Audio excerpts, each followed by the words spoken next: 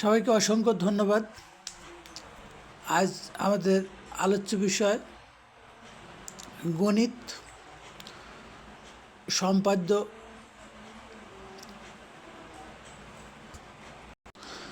Suggestion SSC 2026 সৃজনশীল প্রশ্ন। একটি রেখাংশের দৈর্ঘ্য p=11 সেন্টিমিটার এবং দুইটি কোণ x 60 ডিগ্রি ও y 45 ডিগ্রি। এবার ক নাম্বার প্রশ্ন, পেন্সিল ও কম্পাসের সাহায্যে 75 ডিগ্রি কোণ অঙ্কন করতে হবে। এবার খ নাম্বার প্রশ্ন, কোনো ত্রিভুজের পরিসীমা p এর সমান, p মানে 11 সেন্টিমিটার, এবং ভূমি সংলগ্ন কোণদ্বয় x ও y এর সমান, ত্রিভুজটি অঙ্কন করতে হবে।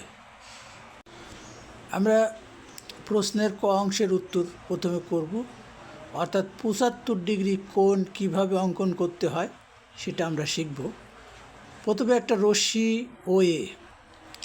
ওএ রশ্মির ও বিন্দুতে আমরা কোণ অঙ্কন করব 75 ডিগ্রি। ও বিন্দুতে আমরা যে কোনো ব্যাসার্ধের একটি বৃত্তচাপ অঙ্কন করব প্রথমে, এবং ওই বৃত্তচাপকে একই ব্যাসার্ধে দুই বিন্দুতে কর্তন করব।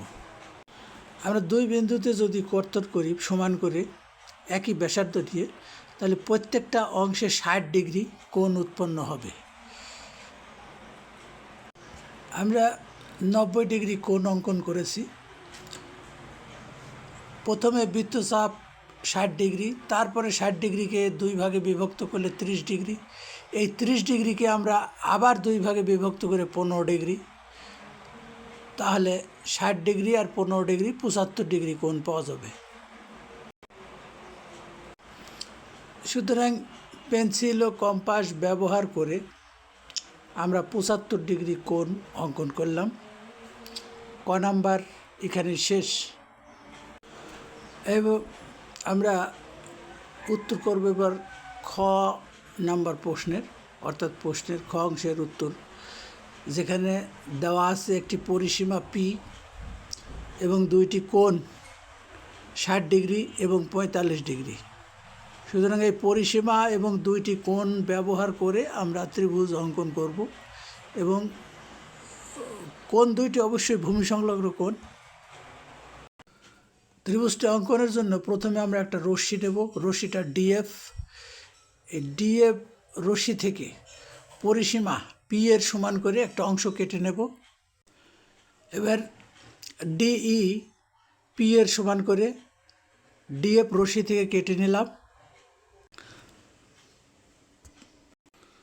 এবার আমরা এক্স কোণ অর্থাৎ 60 ডিগ্রি কোণকে সমান দুই ভাগে বিভক্ত করব, এবং ওয়াই কোণ 45 ডিগ্রি কোণকেও সমান দুই ভাগে বিভক্ত করব, অর্থাৎ এর অর্ধেক অংশ হবে যথাক্রমে 30 ডিগ্রি এবং 22.5 ডিগ্রি। আমরা ডি বিন্দুতে ইডিজি সমান 30 ডিগ্রি এবং ই বিন্দুতে ডিইএইচ সমান 22.5 ডিগ্রি দুইটি কোণ অঙ্কন করলাম।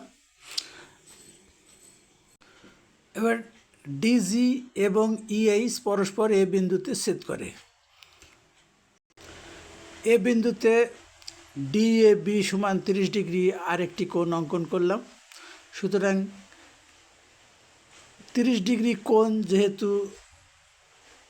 দুইটি সমান 30 ডিগ্রি, সুতরাং এর বিপরীত বাহু দুইটিও পরস্পর সমান হবে। এবং এ বিন্দুতে ইএসি সমান 22.5 ডিগ্রি আরেকটি কোণ অঙ্কন করলাম, যাতে এসি এবং সিই পরস্পর সমান হয়। সুতরাং এ বি সি উদ্দিষ্ট ত্রিভুজ।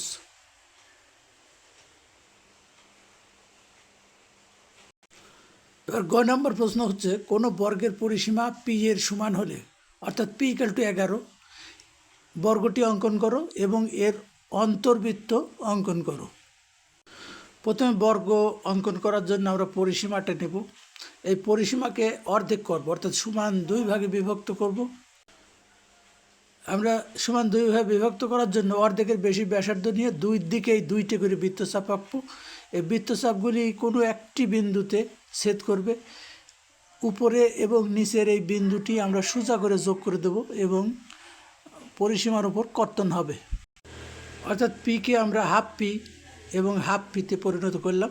এবার হাফ পিকে আবার সমান 2 ভাগে বিভক্ত করলে 1/4 পি পাবো। আমরা পরিসীমাকে সমান 4 ভাগে বিভক্ত করেছি। এবার আমরা এখানে একটা লম্ব অঙ্কন করব। এবার আমরা বিএ এবং বিডি কেটে নিলাম এবং উভয়ই 1/4 এর সমান।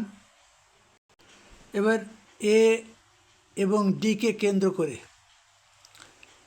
1/4 ব্যাসার্ধ নিয়ে একই পাশে 2টি বৃত্তচাপ আঁকি।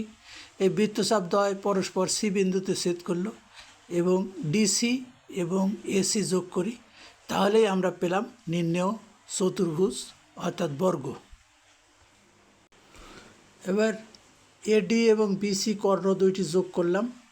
কর্ণ 2টি পরস্পর ও বিন্দুতে ছেদ করলো এবং ও থেকে এবি বাহুর উপর একটি লম্ব অঙ্কন করব।